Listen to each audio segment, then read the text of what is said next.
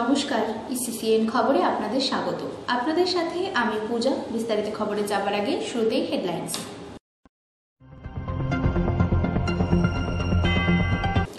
12তম দিনে কোচবিহারের আসাম বাংলা সীমান্তে আসলেন রাহুল গান্ধী।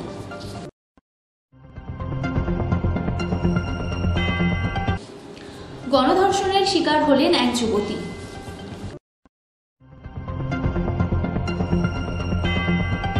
বৌমার বিরুদ্ধে শাশুড়িকে শারীরিক নিগ্রহ করার অভিযোগ। আসছি বিস্তারিত খবরে। 12তম দিনে কোচবিহারের আসাম বাংলা সীমান্তে আসলেন রাহুল গান্ধী। মণিপুর থেকে মুম্বাই পর্যন্ত রাহুল গান্ধীর ভারত জোড়ো ন্যায় যাত্রার অংশ হিসেবে আজ কোচবিহারের আসাম বাংলা সীমান্তের বক্সিরহাটে সভা করবেন রাহুল গান্ধী। সকাল 9টায় তিনি সভা করবেন। তার আগে প্রস্তুতি তুঙ্গে। কড়া নিরাপত্তায় মুড়ে ফেলা হয়েছে সর্বত্র। জাতীয় সড়কের পাশে তৈরি করা হয়েছে মঞ্চ। বসিরহাটে সভা করার পরেই তিনি বেরিয়ে যাবেন কোচবিহার শহরের উদ্দেশ্যে। ভারত জোড়া ন্যায়যাত্রার 12তম দিনে কোচবিহারের আসাম বাংলা সীমান্তে এসে উপস্থিত হয়েছেন রাহুল গান্ধী।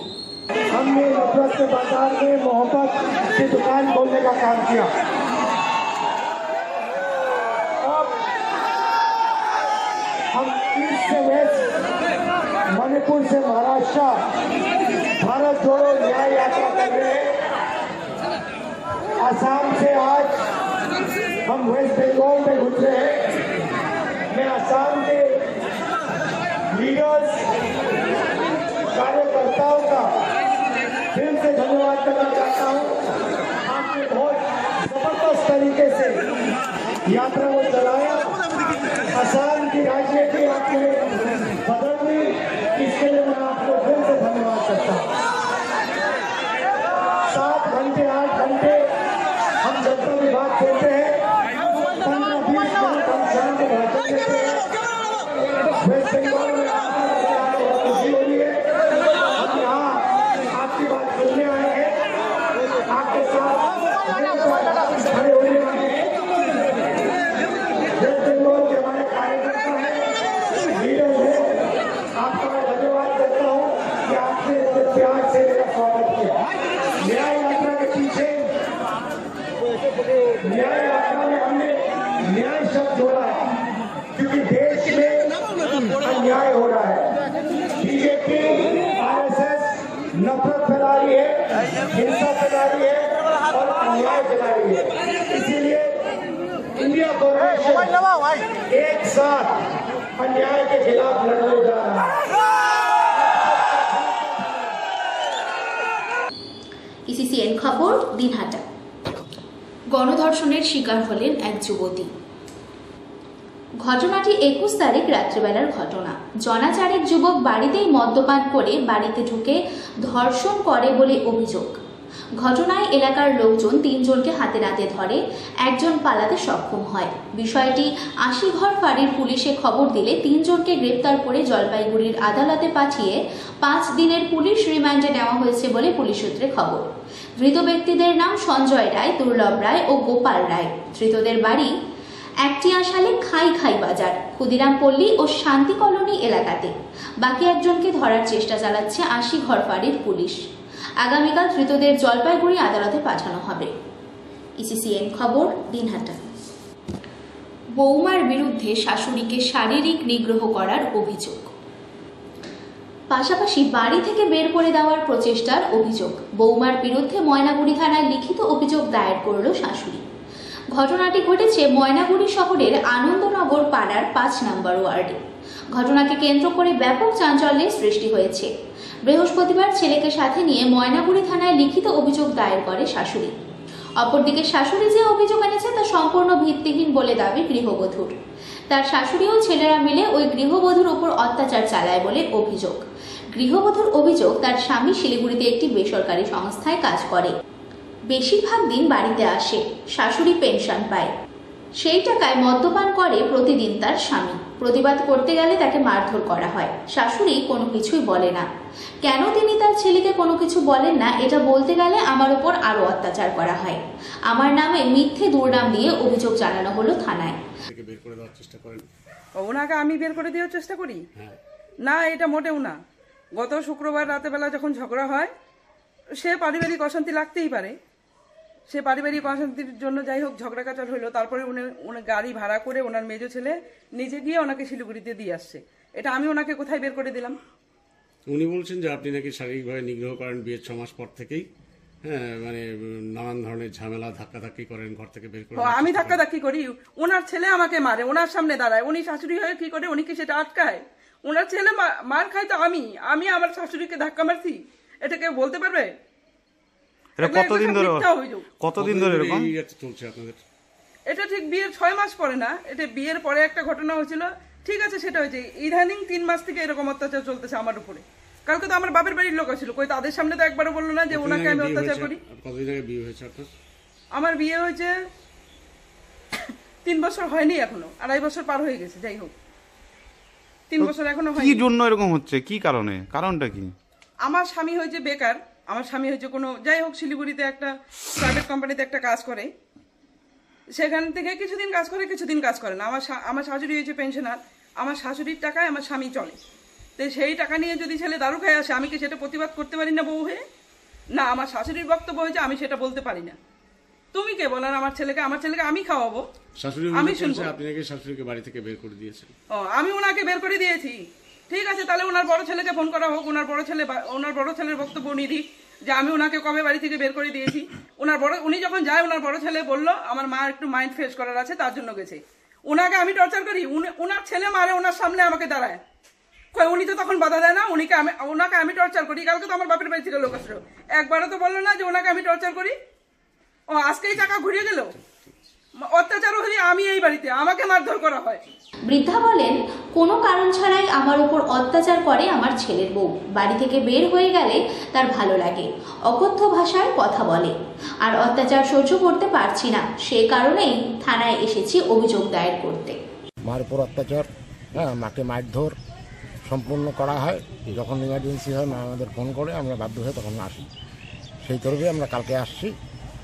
তা এখন মাকে তো ওর বাড়ির লোককে আমার ডাকা হয়েছে কালকে, ওর বাড়ির লোকও দেখলাম উস্কানিমূলক কথাবার্তা বলে চলে গেছে, সেটা কোনো সলিউশন না। এখন আমার মা বাড়িতে একা থাকে, মার বয়স হয়ে গেছে, হ্যাঁ, মার কোনো দিন যদি কিছু অ্যাক্সিডেন্টলি হয়ে যায় তার দায়ী কে নিবে? তার জন্যে বাধ্য হয়েই আমি এবং আমার ভাই মাকে বুদ্ধি দিই থানায় একটা এফআইআর করে রাখার জন্য। নিরাপত্তার অভাব বোধ করছেন আপনারা? অবশ্যই, যখন তখন ও যে কিছু করবে, হ্যাঁ, এবং আমার মার প্রতিও কিছু করতে পারে না। আরেকটা অভিযোগ যেটা, যে আপনার মা বাড়ির থেকে বের হয়ে যাচ্ছে তাতেই নাকি সন্তুষ্ট, মানে এরকম একটা মনোভাব যে বাড়ির থেকে বের হয়ে গেলে সব থেকে ভালো। হ্যাঁ, মা না থাকলে অনেক সুখে থাকবে, ও একা থাকবে, হ্যাঁ, আমার মাকে ওই বাড়িতে রাখতে দিবে না, আমি ওর বিবাহিত স্বামী, আমাকে নিয়ে থাকবে। তো এই বয়সে মার উপর যদি এরকম টর্চার হয়, যেটা আমরা ছেলেরা কোনো সময় চাই না, হ্যাঁ, মা নিয়ে বউ নিয়ে অবশ্যই থাকার আমাদের দরকার আছে, কিন্তু ও কোনো কথা না আমার সাথে বাইরে যাবে না আমার সাথে, ওকে তাও বলা হয়েছে ওর বাড়ির লোকের সাথে যে চলো আমার সাথে শিলিগুড়ি, আমি যেখানে যাবো সেখানে থাকো, তুমি ভাড়া বাড়ি চলো, ভাড়া বাড়িতে আমি থাকবো, ও কিচ্ছু না। আজকে কি থানায় ডায়েরি করলেন? আজকে থানায় ডায়েরি করলাম, বৃদ্ধ মাকে নিয়ে এসে, কারণ নিরাপত্তার অভাবে আমি করতে বাধ্য হয়েছি। ঠিক। ইসিসিএন খবর, দিনহাটা। তৃণমূল কংগ্রেস মুখ্যমন্ত্রী মমতা বন্দ্যোপাধ্যায়ের প্রতি আরও নমনীয় কংগ্রেস নেতৃত্ব। ইন্ডিয়া জোটের মুখের দিকে তাকিয়ে রাহুল গান্ধীর ন্যায়যাত্রার 5 মিনিটের জন্য হলেও মুখ্যমন্ত্রীকে উপস্থিত থাকার আবেদন করলেন কংগ্রেসের সর্বভারতীয় সাধারণ সম্পাদক তথা মুখপাত্র জয়রাম রমেশ। এদিন বাগডোগরা বিমানবন্দর থেকে দিল্লির উদ্দেশ্যে রওনা দেন তিনি।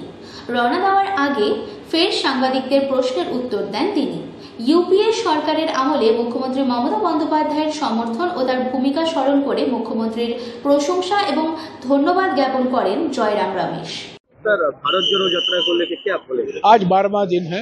भारत जोड़ो न्याय यात्रा पश्चिम बंगाल में प्रवेश हुआ है और हम कूच बिहार, अलीपुरद्वार, जलपाईगुड़ी, दार्जिलिंग, उत्तर दिनाजपुर, मालदा, मुर्शिदाबाद, बीरभूम में जाएंगे। कुल मिलाकर 5-5.5 दिन हम पश्चिम बंगाल में रहेंगे।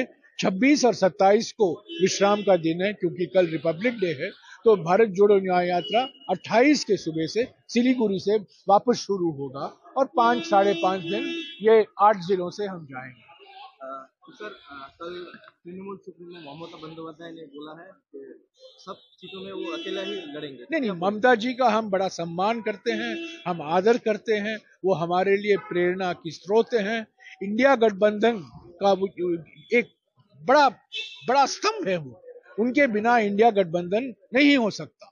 हम जानते हैं बंगाल में अगर बीजेपी को हराना है तो टीएमसी का होना अनिवार्य है, अगर हमें देश में बीजेपी को हराना है तो तृणमूल का होना बहुत जरूरी है, अनिवार्य है।